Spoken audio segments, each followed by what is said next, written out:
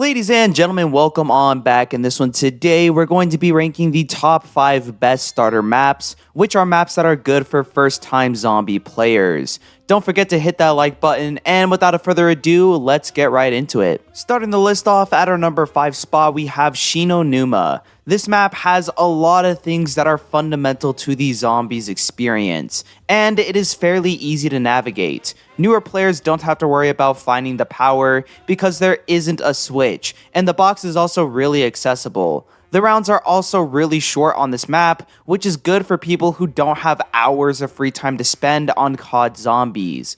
This map also introduces players to the Hellhounds, which are super iconic. This map also has some good training spots as well to get newer players into the habit of hoarding zombies. The wonder weapons on this map, being the Wonderwaff and the ray gun, are fairly easy to access and are really effective for the short-term gameplay. There are also a few hidden side Easter eggs as well that have some story implications, and they are fairly easy to do, like interacting with the telephone. The only thing that isn't new player friendly on this map is the fact that there isn't a pack-a-punch machine.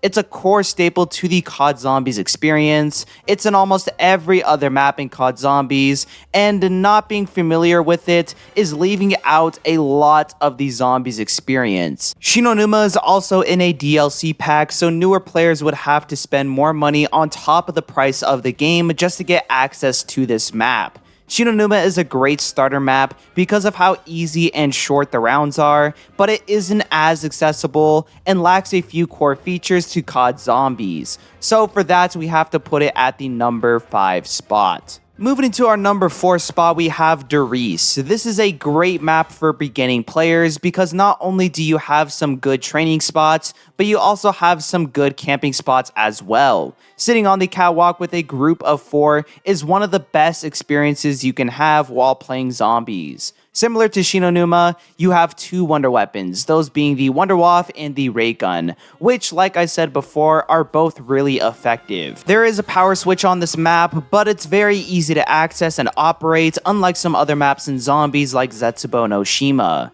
Darice also has an Easter egg. It isn't groundbreaking, and to be frankly honest, it isn't really that cool or engaging either, but it does allow newer players to easily access an Easter egg, which is always appreciated. You have the return of the Hellhounds, which are really iconic and easy to take down, depending on the weapon that you have. We also see the introduction of teleporters and the monkey bomb on this map, which are both really iconic to COD Zombies. The best part about this map is that you have the pack-a-punch, which is what most casuals should strive towards when playing zombies. The only reason I can't put this map higher up on the list is because it's once again only a DLC map, which discourages casual players. The Wonderwaff is also broken on this map, which isn't good for any type of player.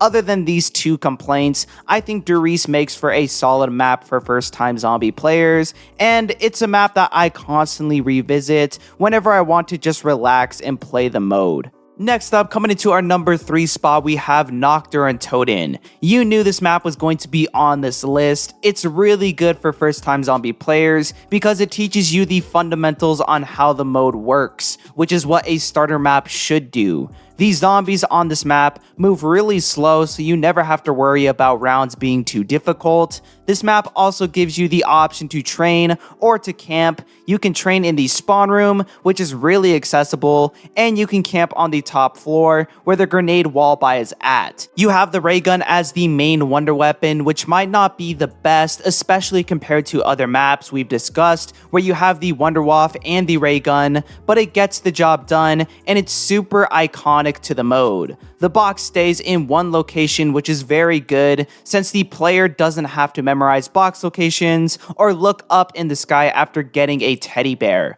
The best part is that Nocturne Toad is an on-disc map for World at War, so you don't have to purchase any DLC packs. The only problem that I have with Noct as a survival map is that it's a little too barren when it comes to content.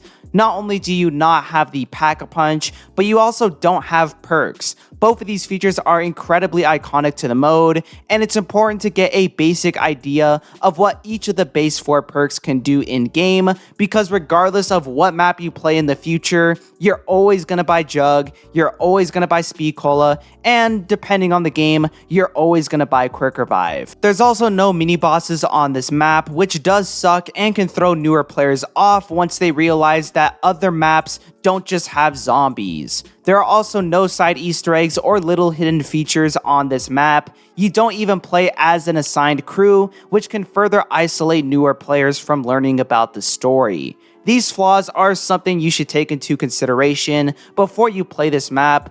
But when it comes to teaching newer players about the fundamentals of zombies, there isn't a better map than Nocturne Toad in my opinion. And for that, I have to put it at the number 3 spot. Now, coming into our number 2 spot, we have Kino. I personally don't like Kino Toad that much, but it's one of the best when it comes to maps that newer players start out on. The majority of people who still play zombies to this day most likely started off on Kino Toad. It's the on-disc map for Black Ops 1, so it's very accessible, and you don't have any crazy World at War glitches. Kino also has some really good wonder weapons. In addition to the ray gun, you also have the thunder gun, which is a really good wonder weapon for keeping the player safe. You have all the base perks, which is really good, and Quick Revive actually works in this game unlike World at War. The Pack-a-Punch is also present on this map, and it's incredibly accessible. On Darice, you had to activate 3 teleporters and head back to spawn in a certain amount of time after each activation. But on Kino, you press square on 2 pads and then you're done. The power switch is also located right in the middle of the map, where Pack-a-Punch can also be accessed, which is really nice. There's also a song Easter egg that you can activate on this map, which is amazing, and you get to play as one of the most iconic crews in all of COD Zombies.